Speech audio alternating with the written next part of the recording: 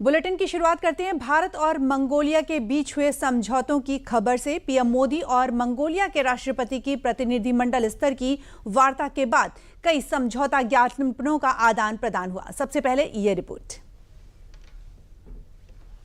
भारत और मंगोलिया के संबंध केवल राजनयिक नहीं है, ये हमारे बीच आत्मीय और आध्यात्मिक बंधन है।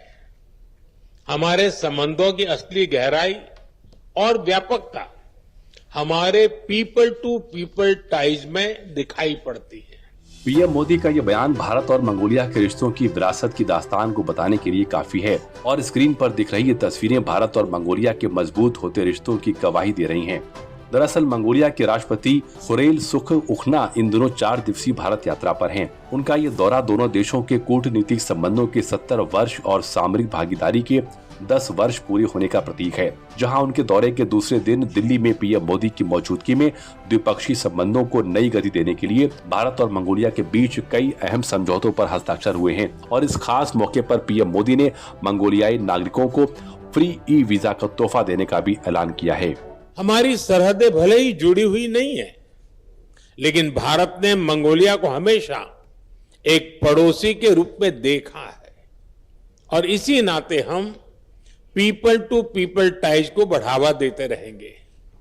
हमने निर्णय लिया है कि मंगोलिया के नागरिकों को निःशुल्क ई वीजा दिया जाएगा।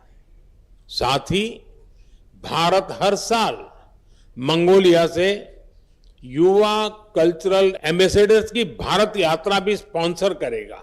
इससे पहले पीएम मोदी ने मंगोलिया के राष्ट्रपति खुरेल सुखउखना का नई दिल्ली में गर्मजोशी से स्वागत किया और राष्ट्रपति उखना ने मुलाकात की शुरुआत में ही एक पेड़ मां के नाम अभियान के तहत एक पौधा रोपित किया। मंगोलियाई राष्ट्रपति का ये भारत दौरा इसलिए भी खास है क्योंकि 6 साल बाद कोई मंगोलियाई राष्ट्रपति भारत में है। इसलिए दोनों देशों के बीच इस मुलाकात को रणनीतिक, सांस्कृतिक और आध्यात्मिक साझेदारी को मजबूत करने की दिशा में अहम माना जा रहा है। दोनों देशों ने इस मौके पर संयुक्त डाक टिकट जारी किया है जो उनके साझा इतिहास और बौद्ध विरासत का गवाह है।